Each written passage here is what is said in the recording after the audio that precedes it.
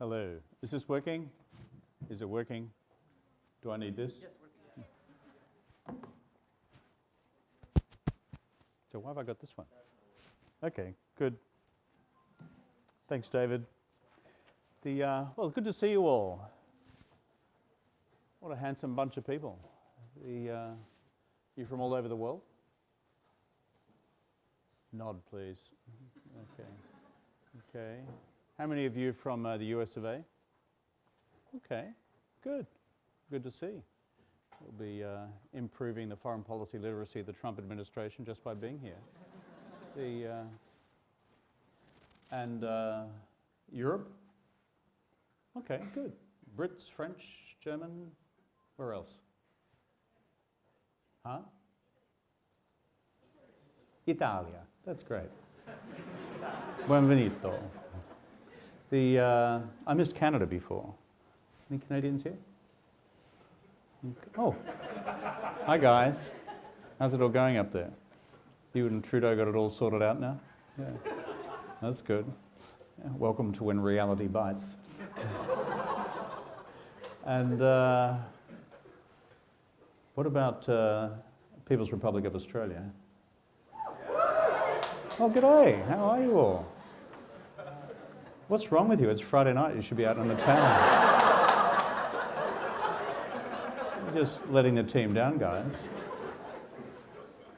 Australia's value added globally is that when there are major negotiations on between the principals, we provide the drinks. So these guys will be shouting's an Australian term. We'll be hosting drinks later in the evening, though they don't know that yet. So put your hands up again so I can run towards you. There you go. They're a hospitable mob. Anyone from my own state of Queensland? Boy, and the socially challenged ones are here too. So you know what it's like. Yeah. Queensland is Australia's equivalent to Louisiana without the class. So, and what about other parts of the world? Elsewhere in Asia? Okay.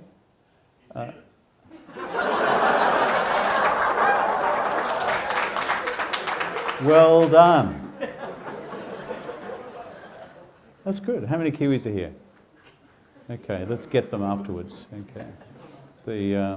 What's happened in the rugby, guys? Are you storming through, or have you hit the dust? I've been on planes. I don't know. Still winning? Bastards.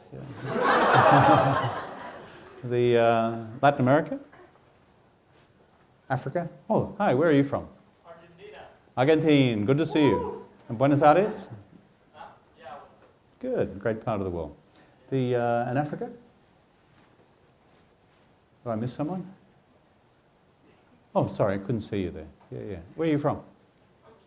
Kenya. Okay, good. That's good to hear you. Nairobi? Good. That's great. Have I missed anywhere? 中华人民共和国. Hey, 同志们辛苦.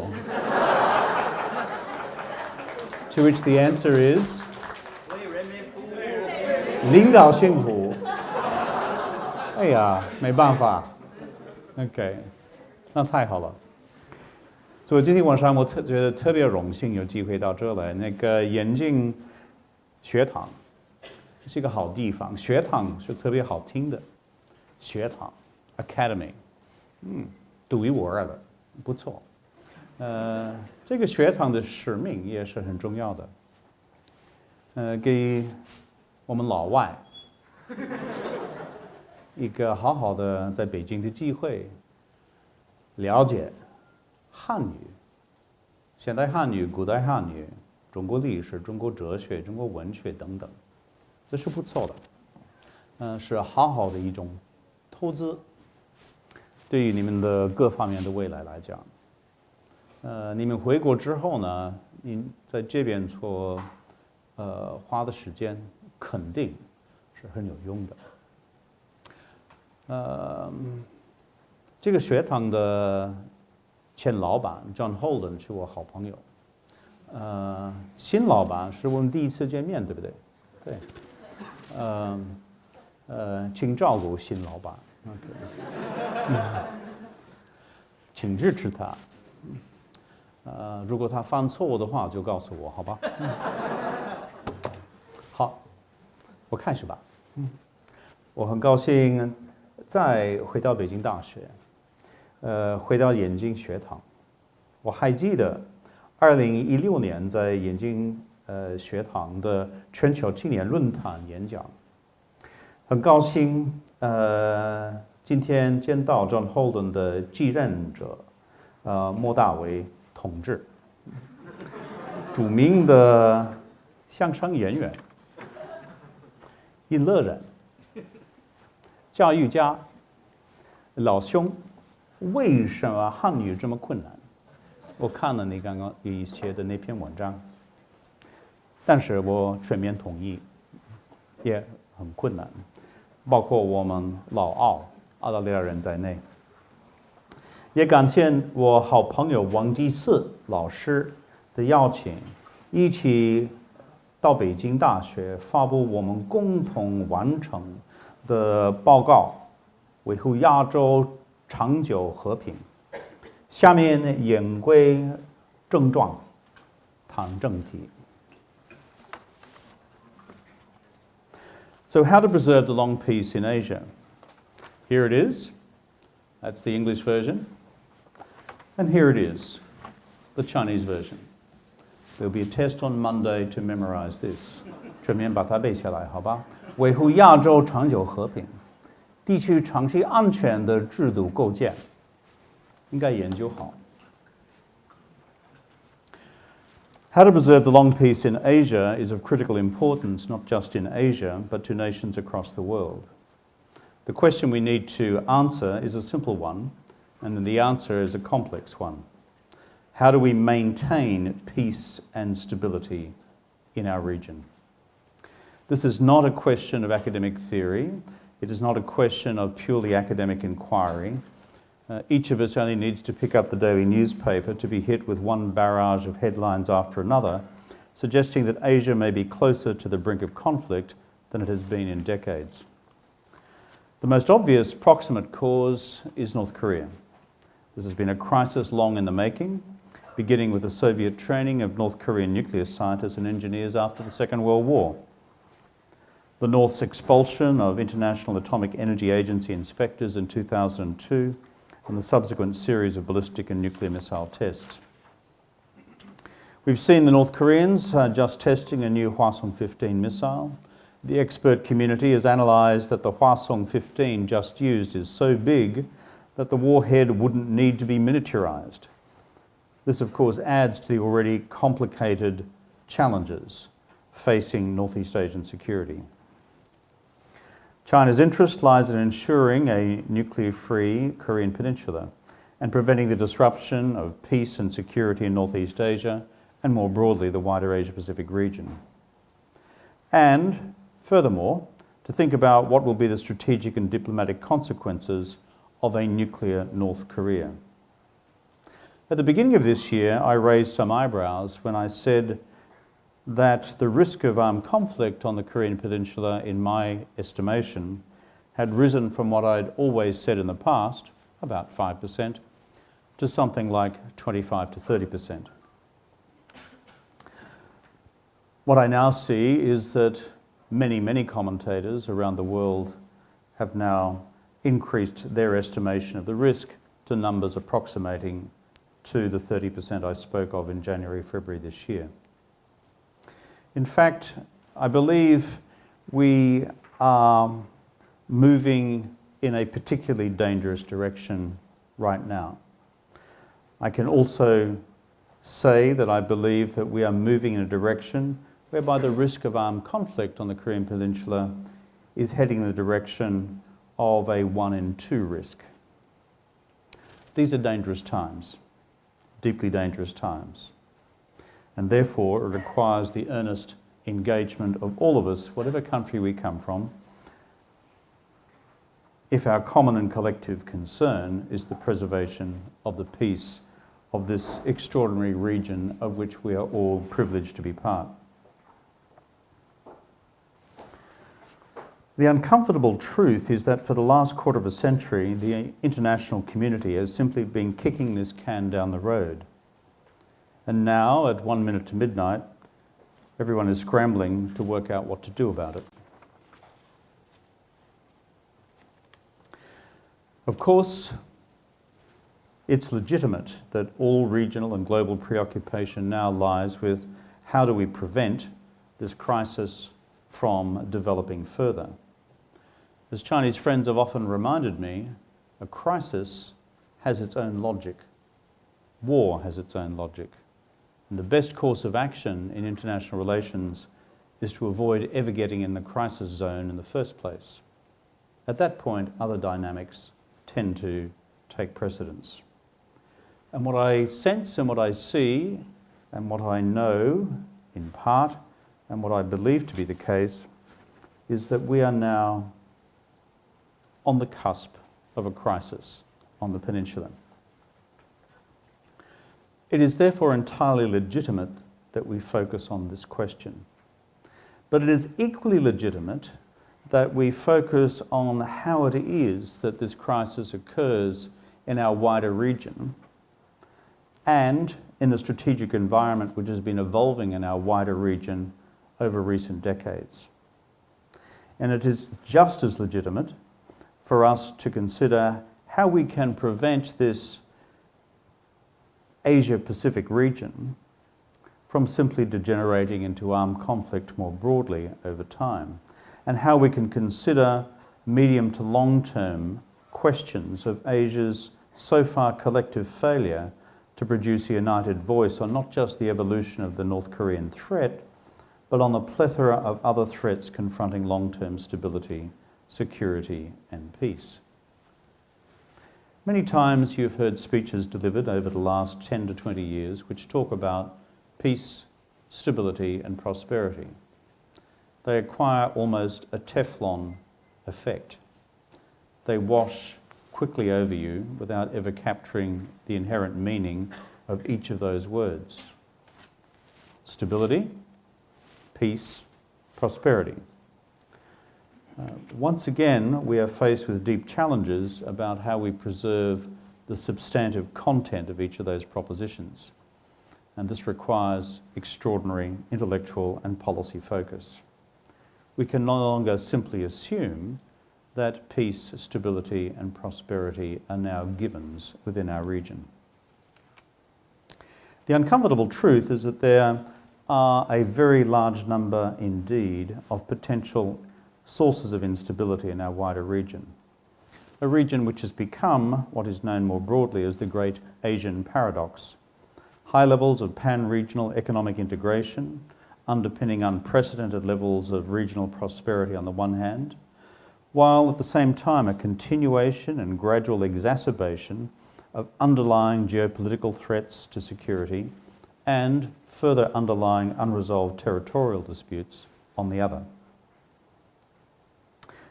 Also, apart from North Korea, there have been other troubling headlines in the last several months highlighting potential instabilities in our region.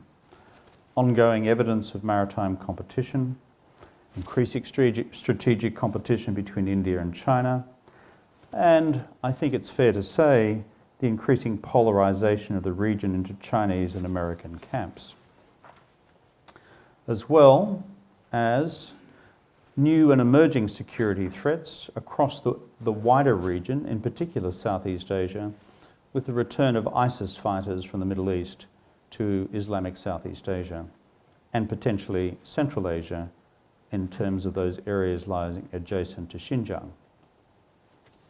All of these points highlight a common concern, and that is that the widespread assumption that has prevailed for many years in Asia, the belief that regional economic prosperity would eventually resolve or sufficiently reduce bilateral territorial frictions and geopolitical rivalries, that this long-held assumption may indeed not prove to be true.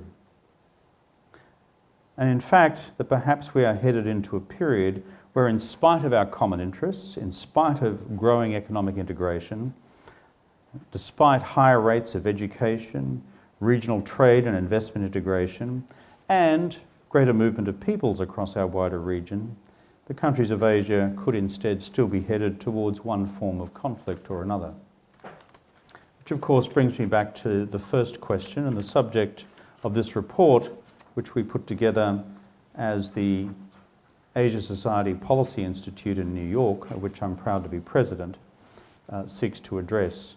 How do we preserve the long peace in Asia? In other words, what can be done? In 2015, I decided to convene an independent commission of high-level former policymakers and experts to explore this challenge with me. Folks who have worked in the diplomatic trenches for decades and who understand what works, what doesn't, when it comes to hard-headed and practical diplomacy. In addition to my good friend and colleague here in Beijing, Professor Wang Jisi, this group included Tom Donilon, former National Security Advisor to President Obama, Shiv Shankar Menon, the former National Security Advisor of India under Manmohan Singh, Igor Ivanov, the former Foreign Minister of Russia, Yoriko Kawaguchi, former Foreign Minister of Japan, Sung Hwan Kim, the former South Korean Minister for Foreign Affairs and Trade, and Marty Natalegawa, the former Foreign Minister of Indonesia. That's a pretty wide group. The interesting thing about most of them is that recently they've been in office. And it was my pleasure and honour, and I thought responsibility, to chair this independent commission. And remarkably, despite the fact we come from the United States, China, Russia, India, and an unlikely group of the rest of us, Japan, Indonesia, and Australia, we managed to reach consensus in this report. I commend it to your attention as a serious piece of policy analysis and a serious piece of policy recommendation. In fact, we spent 18 months discussing the common security challenges we face in the Asian region, as well as the types of mechanisms that might make a difference in dealing with these problems in the medium to long term. The finished product, this publication, is the result of these discussions and deliberations. And I'm pleased to be able to launch the Chinese version of this report here at Peking University with Professor Wang Jisi. I've already done so in Washington, I've already done so in New York. In January I'll be doing so also in India. And it's good that other opportunities will present themselves to make this report known to other governments across the region. The premise underpinning this report is simple. If Asia is indeed facing a moment of greater friction and factionalism between different countries, then we need to develop a stronger multilateral mechanism to bring countries together and prevent instabilities from spiralling into crisis. The problem, I believe, is that in some ways we in the Asia-Pacific region have become complacent over the past several decades.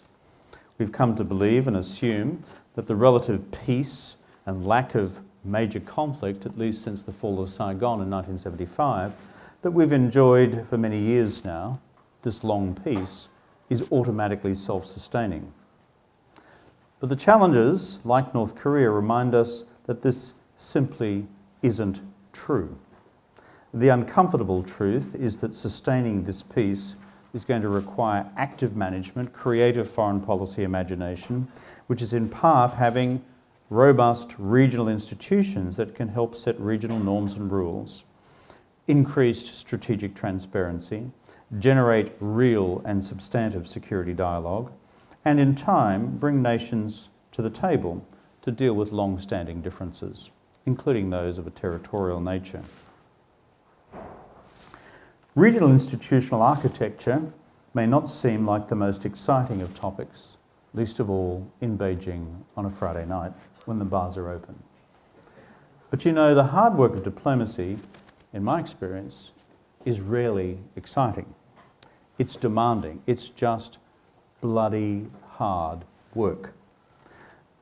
But when you don't do the work and when you don't set policy agendas for enhancing cooperation, for enhancing integration, work which seeks to make rules that people can abide by in the region into the future, that you work to set up processes to avoid future crises which are currently not known, then that's when our assumptions about the region tend to go off the rails.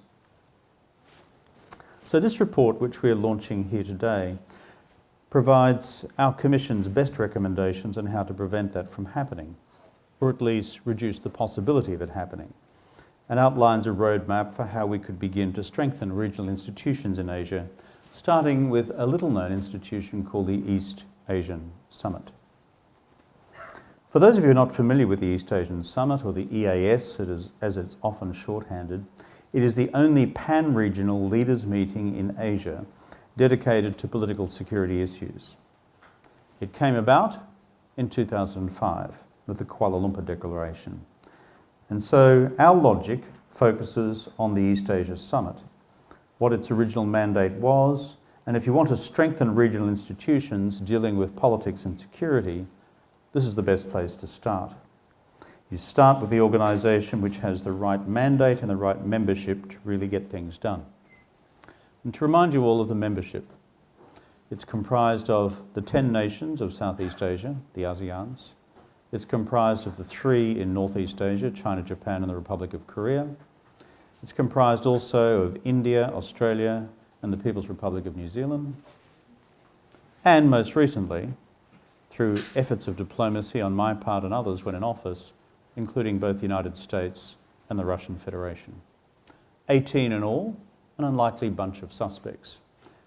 But it's the one institution in the region which brings those 18 together with a clear-cut security mandate from the get-go. Item 1, Kuala Lumpur Declaration, 2005.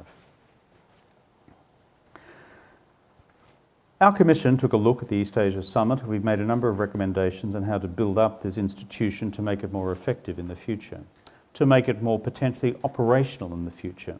For example, by creating temporary working groups that could actually develop practical rules of the road around, for example, again, maritime security. Second, to focus on crisis management and crisis prevention. Countries would benefit by looking at confidence-building mechanisms or even more enduring crisis prevention centres that could help prevent conflict before it emerges. And furthermore, by building in greater flexibility and setting a forward-looking agenda for the institution itself. As fast as events are moving in Asia, countries need to be able to change and adapt the agenda to tackle new challenges as they emerge. The report outlines 5 functions regional institutions must be able to play and 5 principles to achieve these goals. First, regional institutions should play a binding role, drawing regional states towards a greater convergence around common security interests. It doesn't seek to replace long-standing security tensions. It acknowledges that reality, but it supplements and complements that by placing the emphasis on the questions of where common security interests also exist. Second, the regional architecture should mitigate against historical mistrust and offset the patterns of history by providing opportunities for strategic dialogue as well as practical cooperation. Third, an effective regional architecture should over time facilitate better management of crises and disputes. Fourth, a regional architecture should also rationalise and align the efforts of individual institutions and mechanisms. And fifth, an effective regional architecture should provide flexibility in setting appropriate forward-looking agendas in order to withstand future pressures arising from shifting regional dynamics and evolving security policy priorities. The report also envisions particular pathways to reform. The report argues that strengthening the East Asian Summit will be one of the most important and practical steps that countries right now could take. In the near term, the report suggests that member states could retain the relatively informal nature of the EAS, but also focus on some basic reforms that will better institutionalise the forum and enhance its ability to set a strategic agenda and be more responsive to emerging events in the wider region. Furthermore, member states could also take initial steps to develop a more operational role for the EAS, enabling it to play a useful role in preventative diplomacy, establishing crisis management protocols, and identifying confidence and security building mechanisms. It also recommends several immediate steps that countries could take to help smooth the path for future institutional reform in the future, such as 1, establishing a high-level EAS reform committee. This committee could meet on an ongoing basis to consider proposals for reforming EAS rules and procedures, particularly as they relate to strengthening the EAS's role as the premier leaders-level venue on regional security. Second, we could establish also a non-governmental eminent persons group, or an EPG, to propose concrete regional confidence-building measures. Leaders could agree at the next EAS meeting to establish a non-governmental EPG that could propose concrete regional confidence-building measures, building on the success of some existing bilateral arrangements. We could also add regional architecture building to the leaders' bilateral agendas.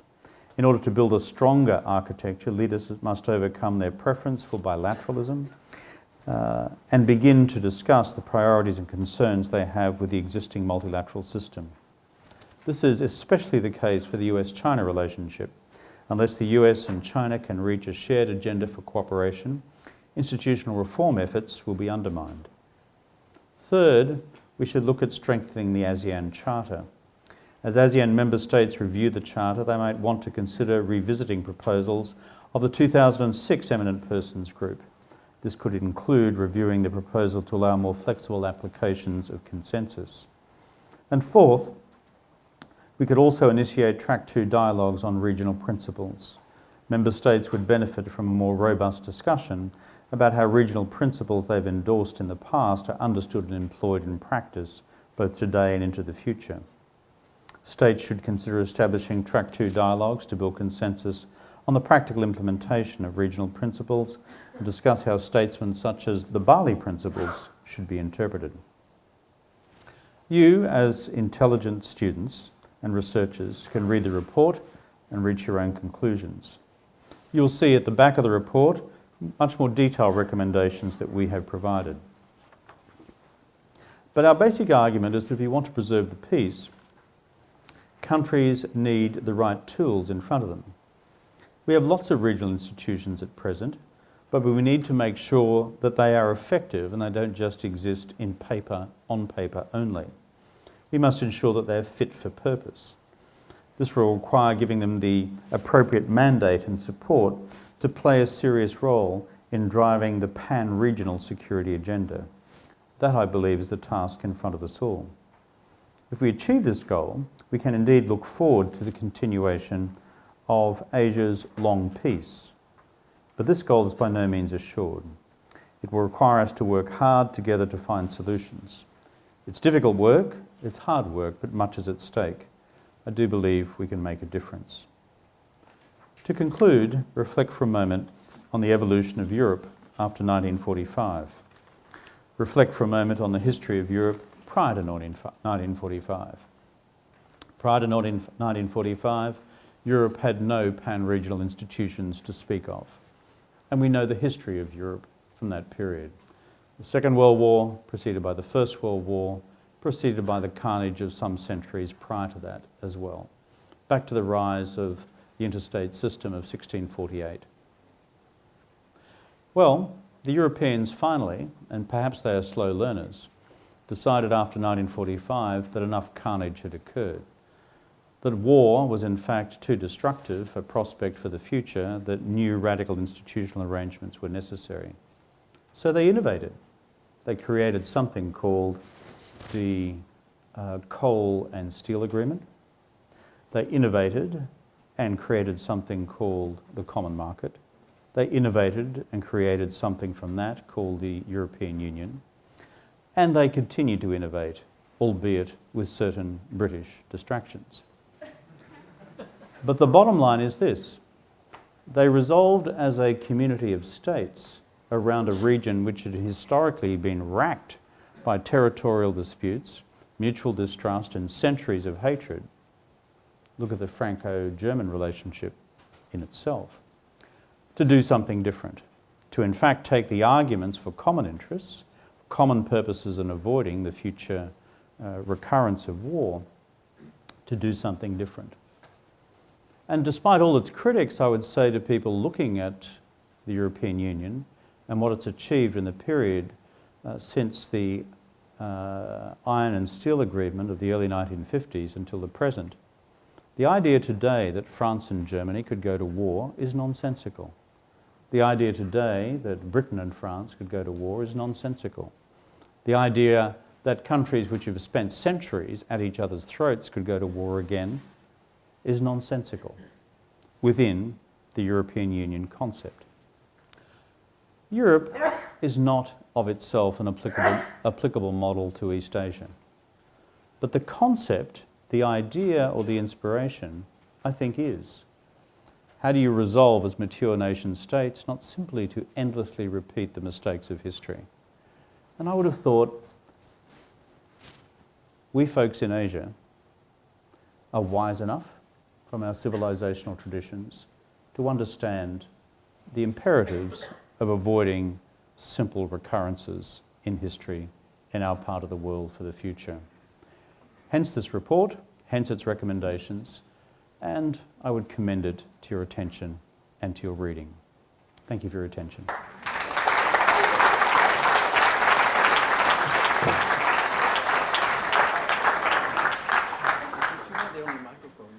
Oh, okay, apparently I've got the only mic that's functioning, so it's my job to say over to you folks if you've got any questions. Any really hard ones, I'll be handing over to Professor Wang Jisi. I'll take the easy ones, if it's okay. 王老师，你有问题吗？你要提出问题吗？好，你来吧，跟我们在一起吧。在这儿问。好。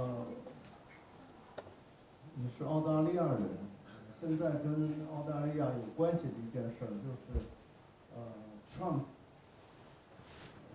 政府还有他本人都讲。 现在是一个印太地区 ，Indo-Pacific region， 好像你刚才没有谈印太地区，但是呢，美国人很关心澳大利亚、日本，美国，还有印度，会不会这个结合得更加紧密？他们说用这个 Indo-Pacific region， 这是他们。 已经考虑好的一件事情，以后也会接着说。你会不会说，你会不会把你的 Asia Pacific 改成 Indo Pacific？ 这是我的问题。特别尖锐了，谢谢王老师。今天晚上第一个问题就是这么困难，谢谢。是我好好的朋友，好好的同事，特别谢谢。特别感谢。那么第一点可能是这样子，首先，这个战略性的逻辑是什么样的？从一些某某国家的看法，他们认为未来的地区性的安全的一个先决条件。 应该是那个海里的大国家，日本、老美、老澳或者小澳，还有老英，这4个国家在一起，应该改善他们已经存在的战略性的对话以及 军事方面的合作。与此同时，那个逻辑，的相反是什么呢？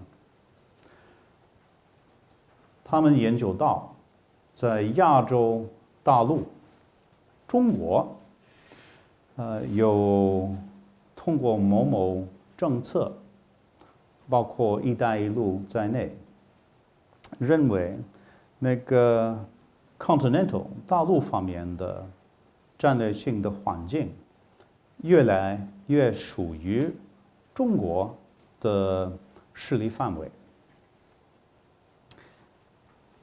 他们的决定按照某某国家的逻辑，是这个四方合作，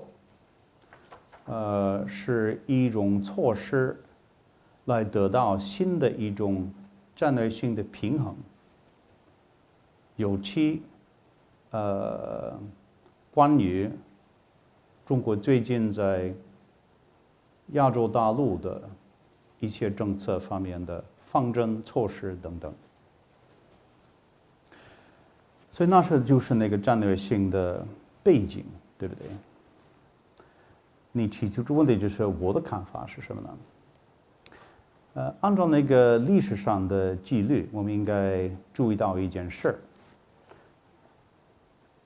上次这个概念，突然，来了，是2007年，有一部分的学者都记得。07、08年，我刚当选了。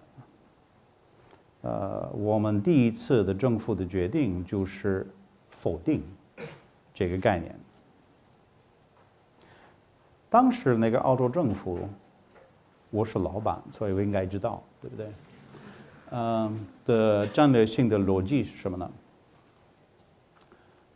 我们认为，如果澳洲当时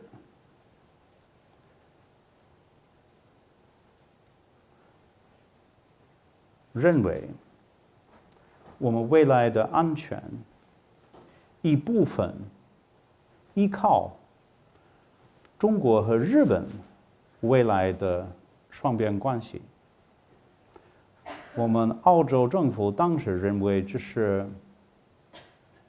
一个不可靠的一种基础。为什么呢？老日跟老中历史上有一些麻烦，不就是一些麻烦，大一批的麻烦，对不对？很大一批的麻烦，到现在为止，这些历史以来的问题还没有解决好，是吗？因此，我们澳洲人喜欢日本，我们有共同的价值观，民主国家跟老美是盟友，但是我的担心就是历史以来的问题呢。现在呢，我不知道那个印度政府、澳洲政府、日本政府，改变这个政策的立场，或者那个最根本的那个战略性的逻辑是什么呢？他们还没有公开的表达情况。我特别认识到，我现在不就是在野党，我现在在国会之外，我现在就是一个普通国际公民。所以关于那个政府之政府的有关的材料，我有一点不熟。但是我刚刚强调了，我最担心的一件事就是我们地区最近5年多了，渐渐的变成两个所谓集团，一个是属于北京，一个是属于华盛顿。对于未来的地区性的稳定性，那给我带来很大的担忧。那是我简单的答复，也是比较坦率的答复，不是完全坦率的答复，跟毛主席差不多了，70%，好吧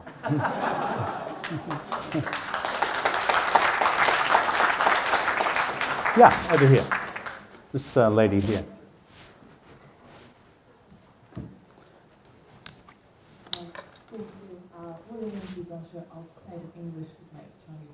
No, we can do English and Chinese, whatever's good for people. I'm happy with that. Say on behalf of Australians here, good day, Kev. Good on you. And my next question, Fair shake. Yes. My next question that I've had since I started learning Chinese and come to Australia since I was 14 and this is slightly more domestic in nature for Australia. How do you convince our white Australian chauvinistic brethren that having this conversation domestically is very important? And how have you managed to communicate that on a person-to-person basis, but also more broadly in this white Australian heartland that doesn't want to admit that it's in the Asia-Pacific region? Well, I think over the sweep of history, by which I mean post-45 history, Australia's made a whole lot of progress in terms of its self-identification with the Asia-Pacific region. But it comes in waves, and then there's a partial reaction, and then there's another wave.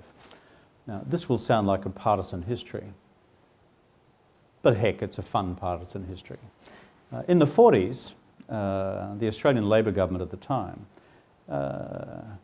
did three things which are worth thinking about. One, they became champions of Indonesian independence against the Dutch Empire. A very unusual thing for a white country to do in 1947-48. But we did as the then Labor government, and earned the wrath of the Australian Conservatives under Menzies, the wrath of Churchill, the wrath of, let's call it, continuing white colonial Europe. And we led the Indonesian case at the United Nations. And so if you go to Jakarta today and ask them about the history of our country's involvement with the emergence of a major country in our region, which is Indonesia, it's a very strong one. The other thing to bear in mind is in 1949, just before the elections of that year, the then Australian Labor government under Chifley had prepared diplomatic recognition of Beijing. The election happened in December. Mao stood here at Tiananmen, as you know, on the 1st of October. 中国站起来了. So the Conservatives, however, took a radically different view, and therefore for 23 subsequent years we had no diplomatic relations with China. So what I'm saying is that there are two traditions. There's a third thing, by the way. In the late 1940s, after we in Australia discovered that the British, who are the Brits here tonight before I offend you completely? Any Brits? Oh, g'day mate, how are you? There's one. You got broad shoulders? Broad shoulders, yeah. Yeah, good. Is because the British had stuffed up so badly in the Second World War in terms of their strategy for dealing with the anti-Japanese war in the Pacific. We, as a government in the late 40s, took a decision for the first time that we needed our own independent strategic worldview and our own independent view of Asia. So we established as a statute of the then Labor government in Parliament the Australian National University to provide a body of national expertise concerning all the countries of our region, their languages, their cultures, their civilizations, their histories, so that future Australian governments could be better informed about the strategic realities unfolding in Asia and what we should do about it. By the way, that legislation was opposed by the Conservatives as well. So the point I make is that we make progress and then there is regress. The next period of progress came with the Whitlam government, which in '72 recognised China 45 years ago this month. And a whole range of other initiatives in relation to the region as well. We also withdrew Australian armed forces from Vietnam and recognised North Vietnam. The Conservatives opposed all those things. Then you move through to the Hawke government in the 80s, and it established APEC. It was an Australian initiative to establish APEC. No one believed in it in those days. And the ASEAN Regional Forum was established by then Foreign Minister Evans of the Hawke government. And a whole range of other initiatives, including the Cambodian peace settlement, were led by Australian diplomacy, including Foreign Minister Evans. Roll through to the Keating government. Keating government elevated APEC to summit level, and the Keating government continued a much deeper economic engagement with the region. And furthermore, through this whole period, you see the changing face of migration to Australia. Historically white prior to the late 60s and early 70s. Now, The, quote, European component or Western component of the migration caseload to Australia is probably about 45% white and the rest from everywhere else. You go to Sydney, you go to Melbourne, you see the changing face of Australia. In our period in government, our diplomacy focused on how do you begin changing this institution, the East Asian Summit, into a pan-regional security body which could deliberate on future common security concerns in Asia. Our successors have withdrawn their support effectively from that initiative. Our government brought in mandatory Asian language education in schools across Australia. I hope our funding went to your primary school or your secondary school. I did. I went Indonesian for 6 years. Okay, well there you go. So we emphasised Chinese, Japanese, Indonesian right across the country. And we went from having several schools doing this to, frankly, several hundred schools and probably thousands of schools doing these languages. That was then defunded by the Conservatives. So what I'm saying is it goes like this, then it goes like that. And so without making any further, obviously, partisan political points, it's just the historical record. So in terms of integration with our region, I think we write the history, they try and unwrite it for a while, then we rewrite the history and they try and unwrite it for a while. But there is a trend, and overall it's a good trend. How we communicate the continuing message of the virtues and advantages of engagement, that's a matter for day-to-day politics, but day-to-day community engagement as well by people outside the political process. Sorry that's a long discourse on Australia, but there's a mob of them here this evening. Any non-Australians in the audience? My friend from China here, in the front. 对，是你，对，肯定是你，对。你黑头发，你，对，我是白头发。 Thank you very much, Mr. Rudd. It's certainly my great honor and pleasure here to meet you. And as a Chinese student in Peking University studying Japanese, I have long drawn hope from the great significant process of the formation of the Steel Coal Community and the European Union in Europe, hoping that this will eventually, the similar process will eventually solve problems in Asia as well. However, I've noticed that you have emphasized the problem with North Korea currently, and you have hoped to use the advancements in current institutions and perhaps the formation of new institutional mechanisms to address this problem.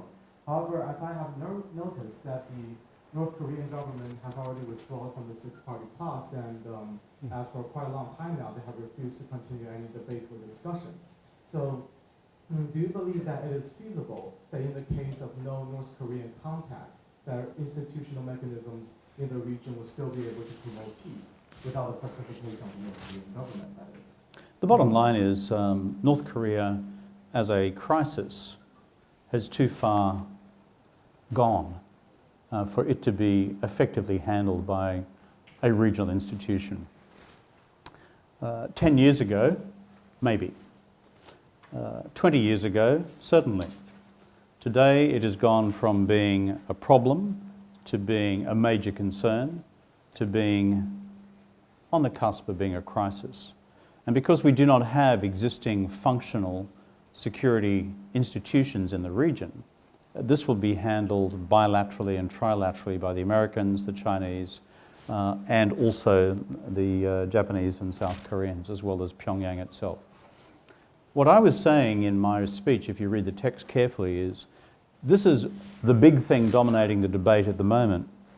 But the bottom line is, if we are thinking carefully about the next 50 years, we need to evolve institutional architecture to deal with everything else. Also what emerges out of this Korean crisis, and whatever shape that may take. You see, if we bilateralize everything, I think we are into a very difficult path in the future for a whole set of historical reasons, territorial reasons, cultural reasons, and the absence of well-established regional norms and rules. Institutions, norms and rules help. They don't solve everything, they just help take the temperature down. If a crisis emerges, you then have an institution which works with the relevant states. Let me give you one minor example. ASEAN, I think, is a great success story. People criticize it all the time like they criticize Europe. But let me tell you, you look at the 10 states of ASEAN who wanted to kill each other through a lot of the 50s and 60s and 70s and into the 80s, and look at where they are today. The thought of an intra-ASEAN war is now virtually non-existent because of the power of an institution and of an idea. And let me give you one example. When there was an outbreak of a border dispute between Cambodia and Thailand about 5 years ago, my good friend and our colleague, Wang Jise, and my colleague, Martin Natalegawa, the then Foreign Minister of Indonesia, was dispatched as the negotiator on behalf of ASEAN to work with the Cambodians, to work with the Thais. It was messy. Most diplomacy is, by the way. And it took a year, and guess what? It settled down. It didn't result in something much worse. So my argument about institutions is they don't solve everything, but if you look at Europe, you look at Southeast Asia, in terms of the progress that has been achieved over decades, in each case, but ASEAN 50 years this year, the European Union from its earliest conceptions a little longer, there is real benefit. If we apply the False test, can such an institution, which now doesn't exist in East Asia, solve North Korea? Well, of course it can't, because it doesn't exist. That's my argument for why it should exist for the long-term future. Next question. Gentleman there. So you with the beard. Yeah, a very distinguished beard.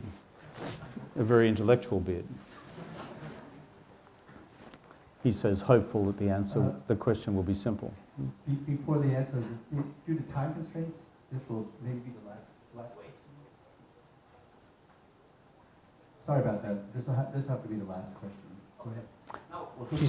Jisa, you have an appointment at 8? You're okay? We'll run over for about 10 minutes or so, if that's okay. Okay. Yeah. 陆明，你是阿富汗来的吗？哦，太好了。我们听不见。站起来。没有那个好有效的一个麦克风。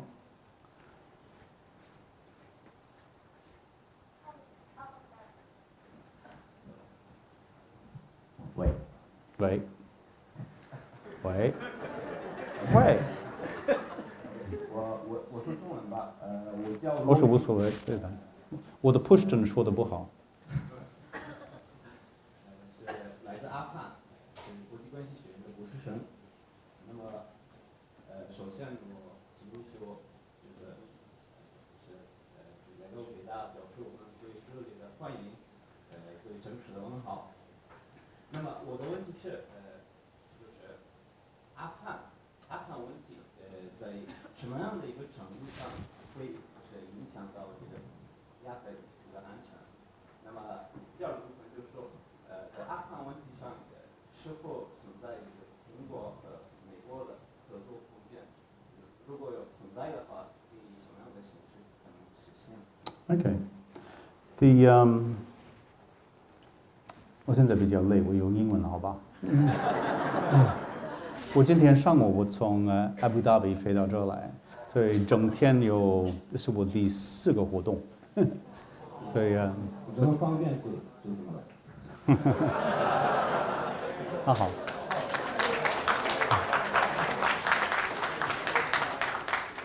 阿富汗的那个安全方面的情况，那个复杂性很厉害。我们都知道，历史上是这样子。那个，从地理学的看法来讲，是独一无二的，是中亚的中亚，对不对？戈壁有一些麻烦，对不对？有巴基斯坦，巴基斯坦戈壁有印度，东边有老中，北边老苏，现在老俄，还有其他的国家，对不对？所以历史上那个复杂性很厉害，对不对？第二。那个中亚方面的安全的挑战是各方面的，因此，我认为这个地区性的合作的机构现在也可能有好处，包括 SCO， 包括那个Eurasian Union， 包括 SICA 那个3方面的那个机构，但是。最根本性的问题还是那个安全的稳定性，那个恐怖主义还存在，那个当然，中国现在特别感兴趣在阿富汗投资在那个“一带一路”方面的，这个是很正常的、很自然的。但是，中国在那方面的投资还有一些障碍，那个障碍是贵国的安全情况。所以，如果我们谈到贵国的未来的话，实在来讲，俄罗斯、印度、中国、美国都有一样的那个战略性的利益，那就是恢复阿富汗的战略性的稳定性，与此同时消灭恐怖主义的那个威胁，对不对？因此呢，这个国家可以变成一个新的战略性的合作的一个项目，超过那个已经存在的传统的是不是利益冲突，那个俄罗斯、美国、中国等等，所以我有一种期望，我们可以把这个概念实现出来。That wasn't bad for 8:05 on a Friday night. So, now let's have 2 or 3 more, and I'll be very quick in the answer.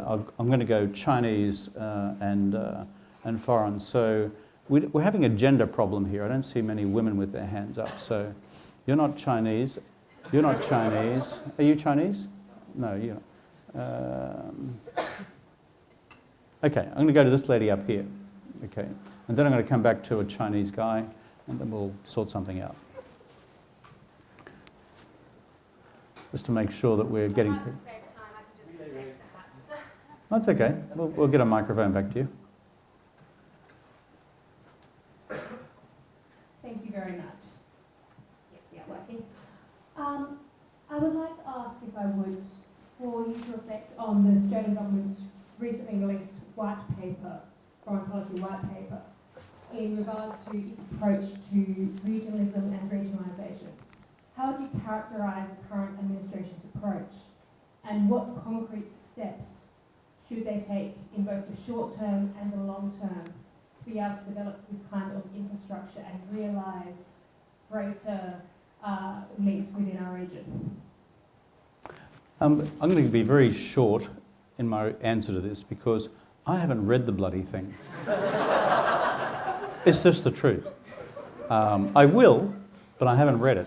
I've read newspaper reports of it, but given my historical affection for the Murdoch media in Australia and its huge record of accuracy and clear-cut, direct and honest reporting, I'd rather read the original. So can I take that on notice?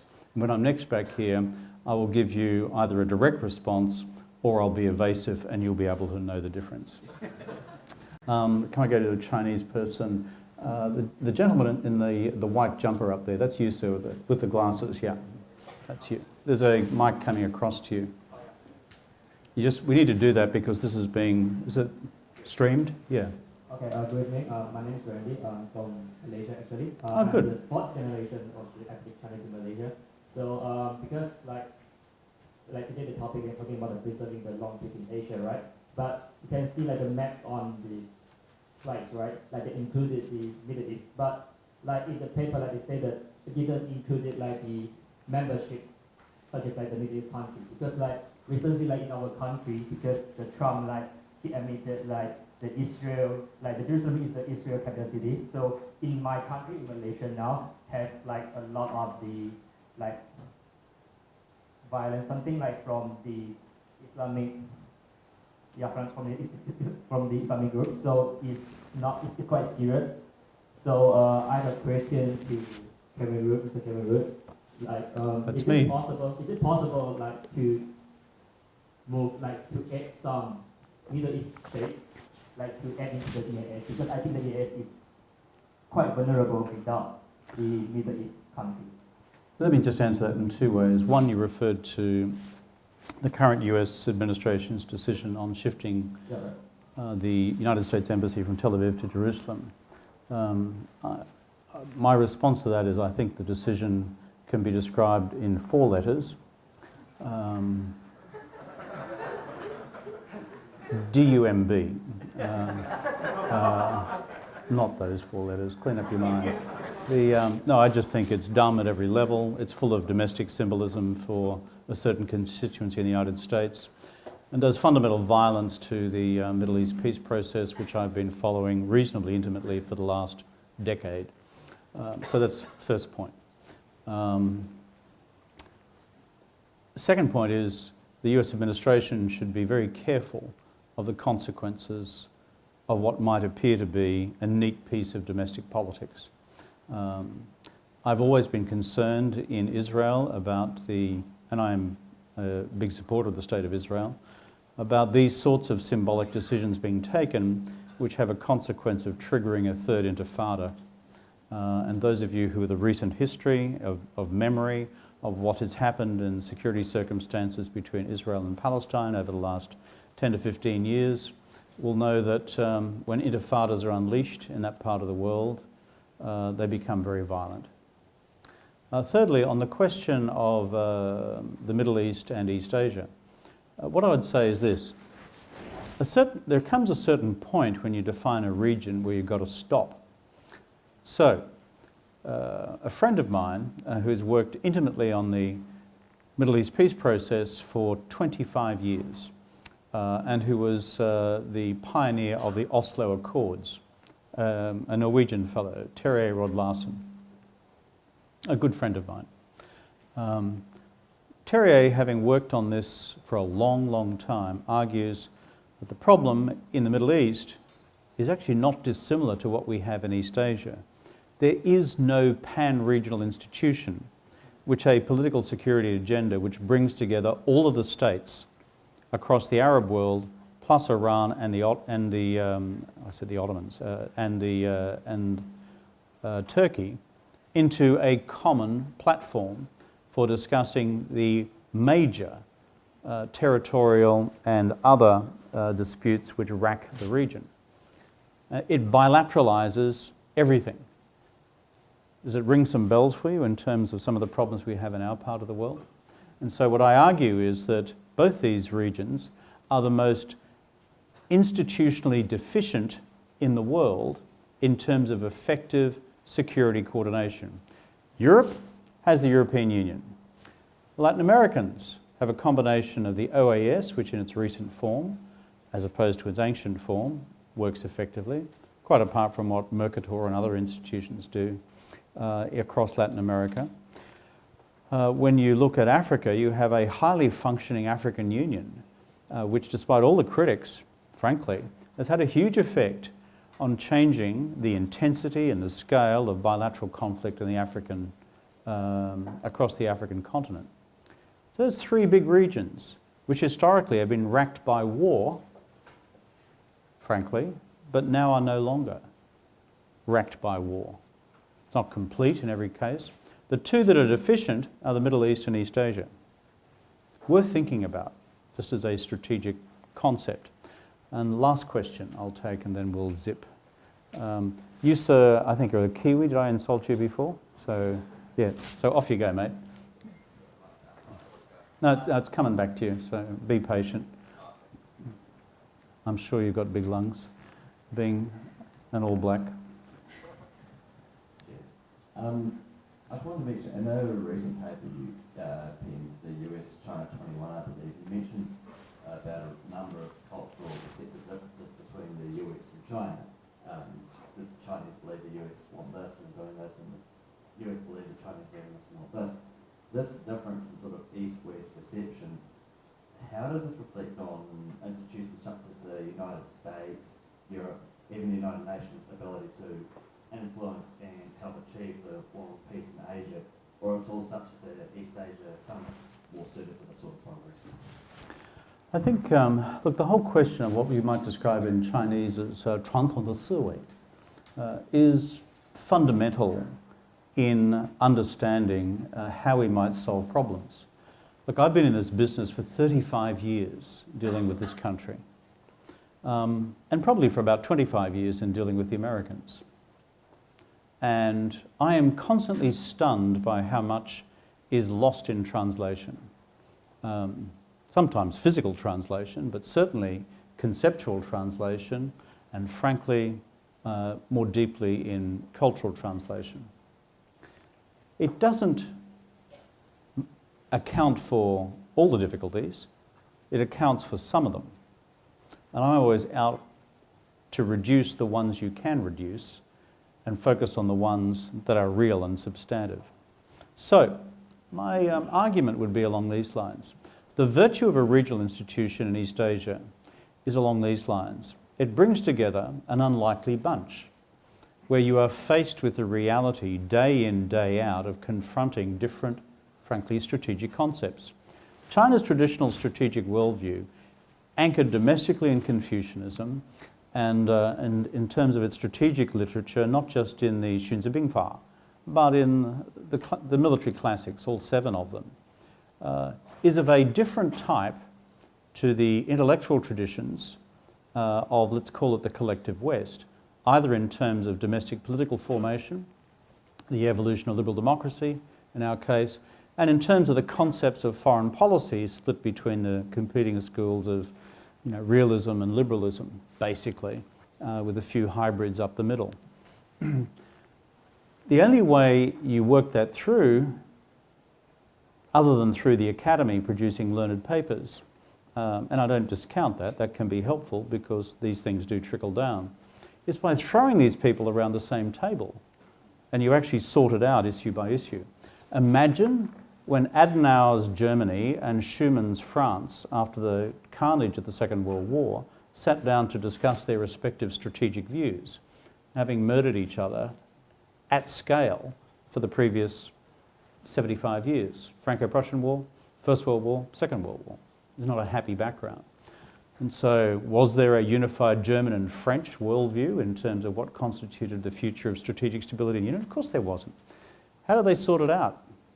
Well, they got together, had a lot of conversations, beginning in Switzerland actually, and then what came out of that was the coal and steel agreement. Not bad as a first step.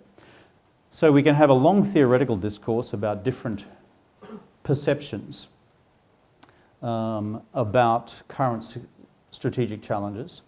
That's useful. I think the beginning of wisdom is to understand that everyone has a different strategic perception. Secondly, to respect that fact. And then thirdly, apply the recognition of that fact to problem solving one issue at a time. It is that way you then translate an appreciation of conceptual diversity to the compromises necessary to bring about real solutions on the ground. That's my view.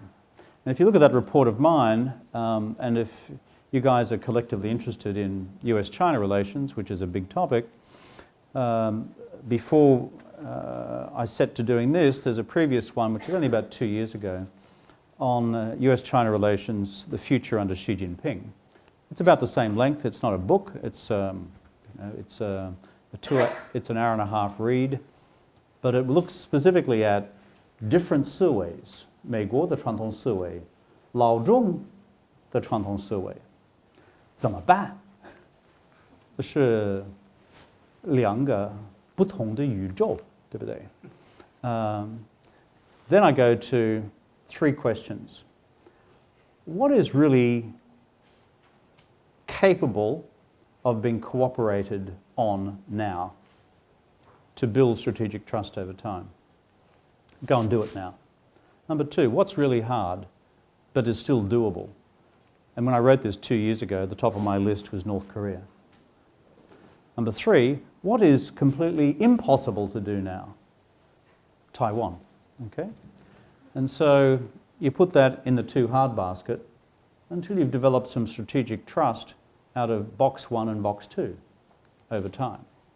I call it constructive realism. That's the title of the report. So have a read of it. It's in Chinese and it's in English. And there are no jokes, I'm sorry. But there'll be a memory test on it on Monday morning as well as this document here. Can I just conclude by saying 1 or 2 things? Because it's already 15 minutes over time. And I'm sure you've got dance parties to go to and there are bars in this part of Beijing. I know that. It's my youngest son was here at Beida a couple of years ago, and instead of studying, he just did a rolling bar tour. Not this guy, not Nicholas, my son. my youngest son. He's seriously naughty, but a lot of fun, and a good guy. What you're doing here at the Xuetang, at the Yanjing Xuetang, is a really good thing for your own personal futures, but also for the future of the great questions we're talking about.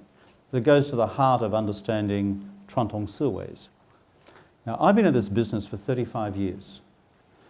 I think I've got about, 75% of what I think is the internal Chinese script, the internal Chinese software of how reality is viewed in the world and in the region. I'm still missing about 25%. But I'll tell you what, it's impossible to do that unless you've made the investment in Xiandai Hanyu, if possible, Gudai Hanyu, if possible, in Zhongguo Lishi, if possible, in Zhongguo Zhexue, and if possible, in Zhongguo Wenxue. And frankly, that's the business of working at making it possible with the Russians as well, who see themselves, I think probably legitimately, as a separate civilization of 1,000 years anyway, not 3,000 or 4,000 in the case of China. But they have a radically different worldview produced by their own particular history.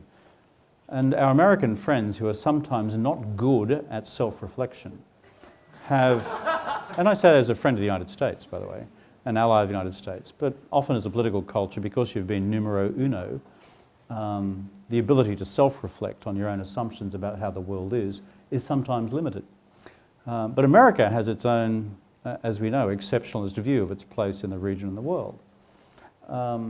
So what you would describe in the academic world as area studies, language and culture, language and history, language and literature and all the rest of it, is really important stuff. Secondly, it's coming back into vogue. It was in vogue half a century ago, then they all thought we were useless. When I graduated with a degree in Chinese language and history from the Australian National University, no one would take me except the Australian Foreign Service. And then they sent me to Sweden. Okay. So, go figure. It was a Conservative government, by the way, at the time. So what I'm saying, though, is that because of the dynamics of globalization, which are bringing all these countries and cultures now rubbing up against each other the whole time, and you're a microcosm here at the Yanjing Xuetang, and same with the Schwarzman mob over at Tsinghua. This becomes even more essential. The beginning of wisdom is to understand how the other person thinks, what they think, and why they think that. Nation states are not a whole lot different. Similarly, concepts of our economies. Similarly, concepts of our societies. Similarly, are our concepts even of the global commons, the environment.